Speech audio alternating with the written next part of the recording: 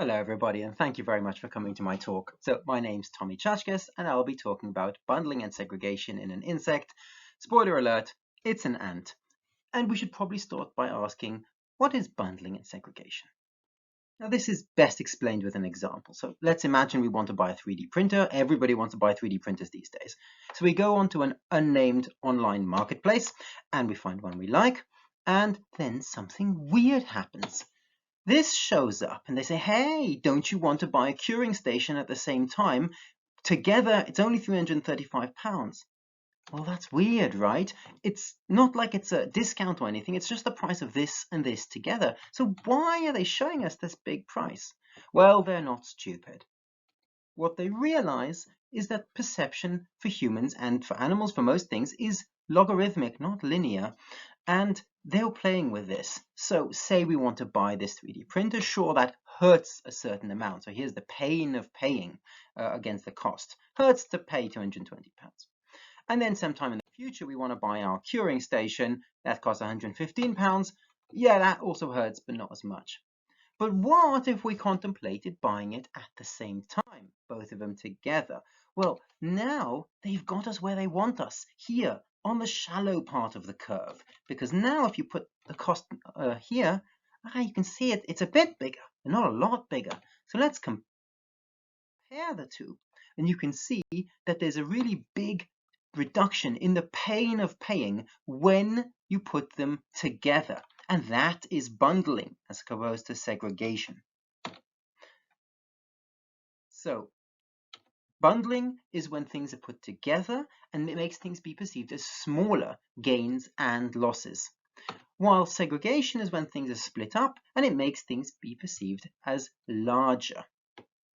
And I simply wanted to ask, do ants show this sort of bundling and segregation effect?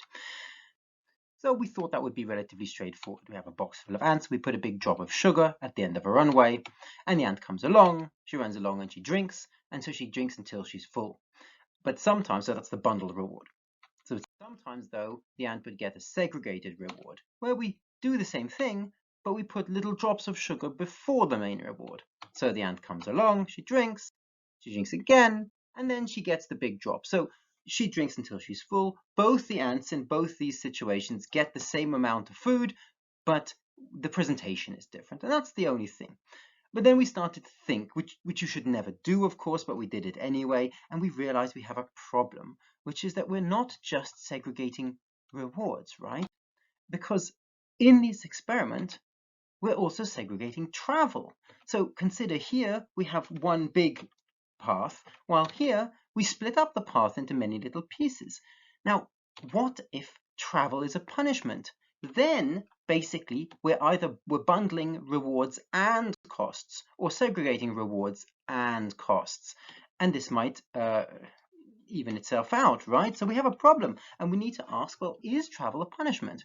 So that's what we had to do first. So in other words, we are now going to ask, do ants dislike more distant food? And amazingly, no one's done this before. So we had a go. And the methods are very straightforward. So we have a box full of ants and a runway. And the runway smells like lemon. And at the end of the runway is a drop of sugar, which smells like lemon. It's a very long runway. Ant comes along, drinks, and gets marked with a dot of paint, and runs back. And when she runs back, we record pheromone deposition. More on that later. But while she's in the nest getting rid of her sugar, we replace the runway. And what we replace it with is a short runway which smells like roses. And the food tastes like roses, exactly the same quality.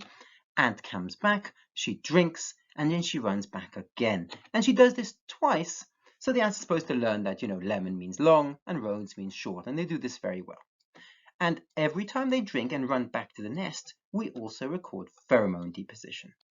So in these ants, this is Lasius niger, by the way, the ants deposit more pheromone for better food. And you can count this pheromone deposition. So here's an ant drinking. She's going to turn around and press her abdomen on the ground 3 times.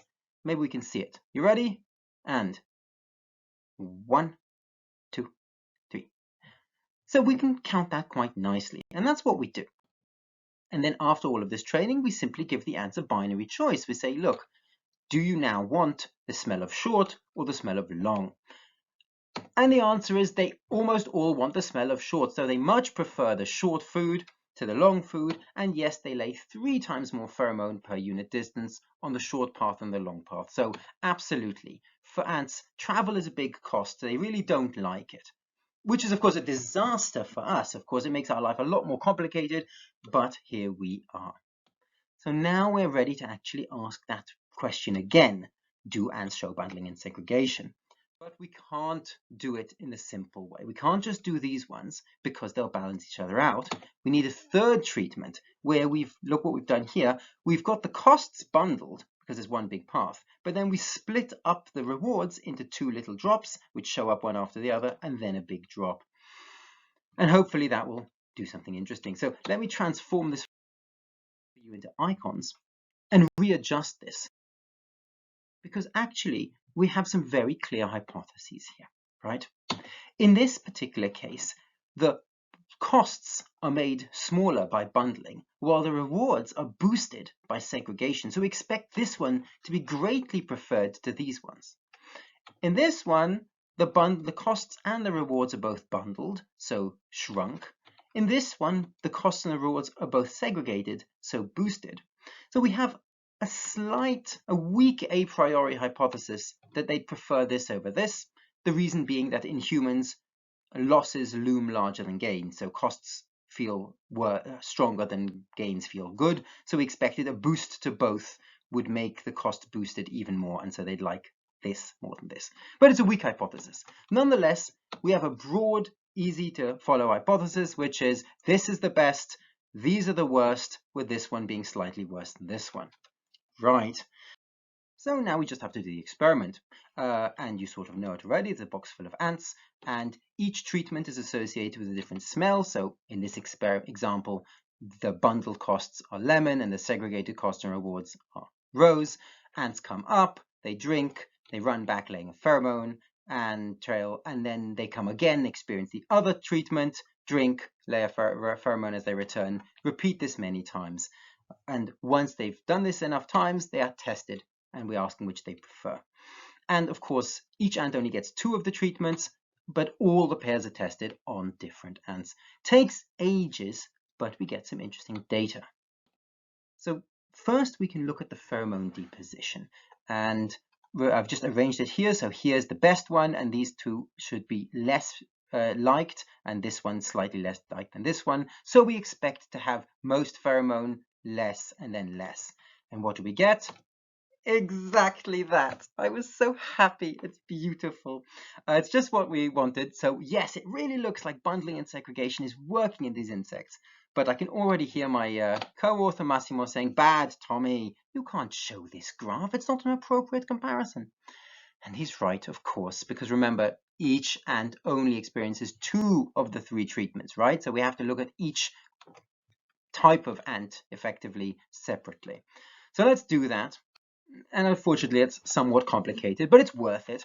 So first, let's look at these ants. This is the ones who experience both segregated or both bundled. And you can see there's a very big difference, which is quite interesting. It means that the reduction in costs due to bundling has overpowered the boost of gains via segregation, right? So clearly, the costs are playing the big role here. If we look at these pair of ants, so these ants which experience these 2, we also see something interesting, sort of what we'd expect. We can see that when the costs are bundled, we get more pheromone, as opposed to when they're both segregated. So here, the gains in both cases are segregated, but here the costs are made smaller by bundling, so unsurprisingly, they lay more pheromones. So that makes a lot of sense again. But the final one is perhaps the most interesting. Here, we see no difference in this in pheromone deposition between these 2 groups, which is weird because we would have expected a difference, right? Here, both the gains and the losses are made smaller. Here, the losses are made small, but the gain is boosted, and yet that doesn't do anything. And that shows us that boosting gains via segregation doesn't seem to increase pheromone deposition. It looks like we're not managing to do this segregation for the gains. So the segregation is working nicely on costs, but our segregation is not working on the gains. So that's interesting. We think we know why, but I'll tell you about that later, maybe. But the take-home message from this part is that yes, bundling and segregation do change pheromone behavior as predicted. So, what about the pairwise choice? Well, what I've done here is I've organized it as the proportion of choices for the predicted option. So if they do what we expect to see everything above the 50-50 random choice line, right? All three of these treatments. And what we find is nothing. It's a disaster. What's going on, right? There is no effect of bundling and segregation on choice, but a big one on pheromone deposition. Well, how can that be? How can it be that we get a really nice, clear bundling and segregation effect in recruitment, but we get nothing for the choice? And then we realize that actually these measure different things. So recruitment, that's really telling us the current perception and the state of the answer. Really, it's just had the food, it's just coming back right now. How does it feel about it? However, the choice is made many, many minutes after the last time it's experienced any sort of food. And this is really telling us what's inside the answer memory. So these are different things, but why should they be showing different things? They're usually really tightly correlated. Well, in this experiment, we've done something rather special and unique. Well, food quality is something which we often look at, and much like many things, it's perceived logarithmically for ants and for ourselves. But in this experiment, we've added distance as a cost. Now, distance for ants is strange because that's perceived linearly, as was shown nicely in this classic work with ants walking on stilts. And of course, this bundling and segregation effect really only plays on this logarithmic perception. If the perception is linear, it simply doesn't work. So with that, some take-home messages. First of all, ants dislike distant food. Not a surprise, but good to know. More importantly, the bundling and segregation effect does distort perceived value in insects, especially these ants. And this distance as a cost could be a really great opportunity for studying rather unique linear perception. And of course, you might consider reading the paper. It's out now in eLife, and it has many exciting things in it. In it, you can read why I think this might be telling us about liking versus wanting in an insect. You can ask the question, did the ants not notice the gain segregation, or did they just not care? And of course, there's lots of detail about insect perception and all sorts of wonderful things. I'd like to end by thanking many people, thanks to people who pay me, thanks to my wonderful co-authors who think and do and are wonderful, thanks to Alex Wild, beautiful pictures as always, but most importantly, thank you to you for listening. Thank you very much.